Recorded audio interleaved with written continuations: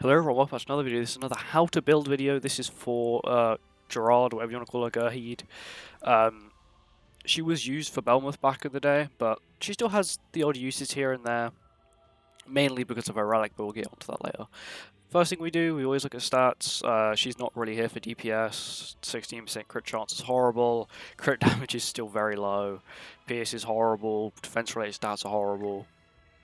She's an overall, stats-wise, horrible character, but you're mainly going to be using her for her passive and her relic. So her relic, her cards, is that she has a remove stance card, which is the main reason she was actually useful on Belmouth, is that she had a remove stance card and she was green, which was a big thing, as well as her also having this card, which is a healing card. This is the green Liz healing card, apart from it... No, this isn't the green Liz one. The green Liz one removes debuffs. This one doesn't remove debuffs. This is the red Hostess Liz one, which increases your ult gauge by 2 ult gauge when you use a gold card, and 1 ult gauge when you use a silver card, which is, it's on Belmouth, actually, it's very handy.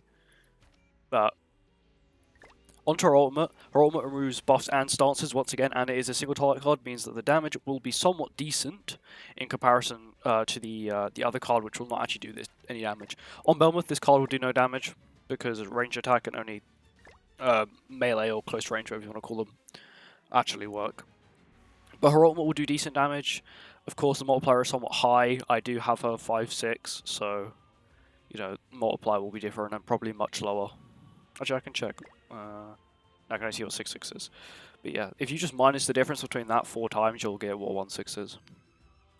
But onto her passive. Her passive isn't too bad, which is heals allies' HP by 1% of max HP for every orb in the allies' ultimate gauge at the end of the allies' turn. So this is...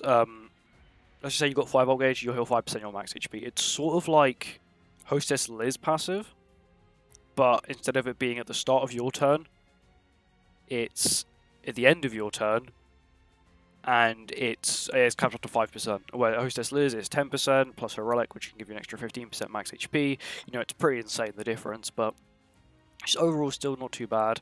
But the main reason you'd actually be using her nowadays would be probably her relic, which is depletes 2 orbs, 2 ult gauge orbs at the end of the turn if you kill an enemy, which is the big thing. During the allies' turn, of course. If they end up hitting a counter, they do not lose the 2 ult gauge, which is kind of sad. But this can be very useful, especially mainly on Brawl, and if you're reversing ult rush teams with like Frowdrin or Liz, you kill the enemy, they immediately lose 2 ult gauge after they gain the ult. So they gain the ult gauge from killing that character, and then they lose the ult gauge because you have Gerharde's relic, which is actually very useful, especially on Brawl. What I like to do on Brawl is I will give my suicide team, which has got Frowdrin on it, and I will have either Gerharde or Athena in the back, and then I'll make the verse their suicide team, and normally you end up winning because they don't get the ultimate immediately, and you can, even if they out CC you, even if you out CC them, which is not really what you want, you can still win quite easily. Her relic, it's decently cheap. It is a deer relic, so it's quite hard to, it's not hard to farm, it's irritating to farm, but I don't think it needs the 15 materials. Let's go and actually check. So if I go to Creature Nest, go to Holy Relics, so it is a deer relic. Now let me just remove that.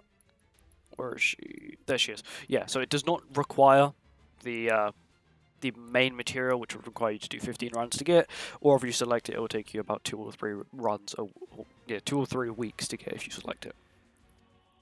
But overall, the relic itself, we'll get into the stats of the relic, of course, later on. The relic itself isn't too bad, of course. Her, Athena, and the Halloween Easton are the only characters that have this ability. Halloween Easton is limited, though, only works on humans. If the humans get the kill, and you get the stats afterwards, which is not really the best. You really want the stats before. But that's not too bad. Athena, of course, a collaboration character, so of course very, very hard to get. I don't think KOF will be back probably till the end of this year. And if KOF is back, they will definitely need to be buffed. I'll have a whole video on KOF and problems currently I see with KOF and the with the movement of the meta and stats and all that kind of stuff. But that's a different thing for a different video.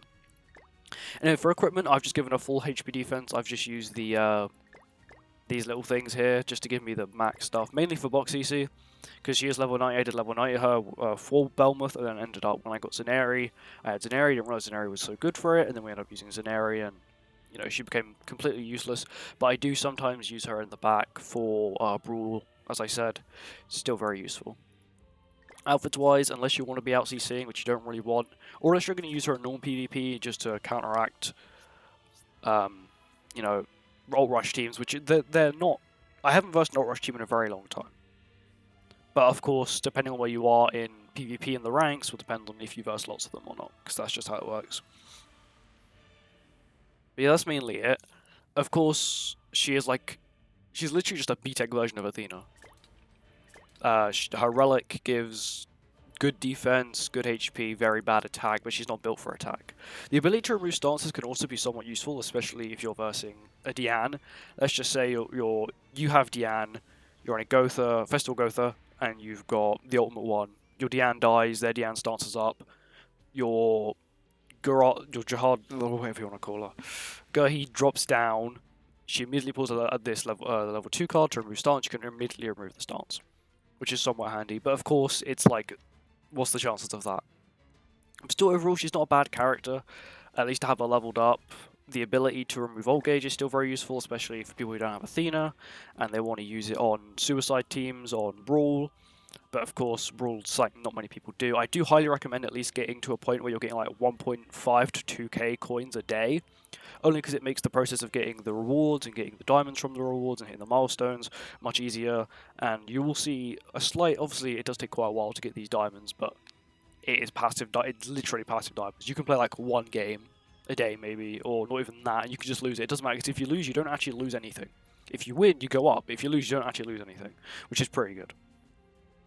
But anyway, thank you for watching this video. If you enjoyed this video, make sure to like, comment, subscribe, and I'll see you all in the next one. Bye bye.